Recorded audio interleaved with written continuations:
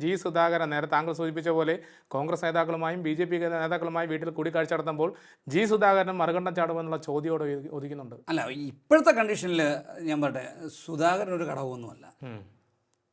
G Sudhakaran എന്ന് പറയുന്നത് Indian രാഷ്ട്രീയത്തിലോ അല്ലെങ്കിൽ കേരള രാഷ്ട്രീയത്തിലോ CPM രാഷ്ട്രീയത്തിലോ വലിയ ആളനക്കം ഉണ്ടാക്കാൻ പറ്റുന്ന, അല്ലെങ്കിൽ ആലപ്പുഴയിലെ രാഷ്ട്രീയത്തിൽ കമ്മ്യൂണിസ്റ്റ് പ്രസ്ഥാനത്തിൻ്റെ രാഷ്ട്രീയ നിലപാടിനെ മാറ്റിമറിക്കാനോ ഒന്നും പറ്റുന്ന ആളൊന്നുമല്ല.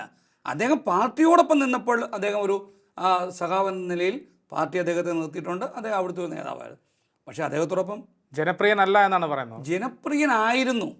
ഒരു കമ്മ്യൂണിസ്റ്റുകാരൻ എന്ന നിലയിൽ അദ്ദേഹം ജനപ്രിയനായിരുന്നു. പാർട്ടി വിട്ടാൽ അയാളൊന്നുമല്ല, സീറോ. പാർട്ടിയിൽ നിൽക്കുമ്പോൾ ഇപ്പോൾ ഞാനായാലും തന്നെ പാർട്ടിയാണ് നമ്മളെ വളർത്തുന്നതും പാർട്ടിയാണ് നമ്മളെ കൊണ്ടു നടക്കുന്നതും.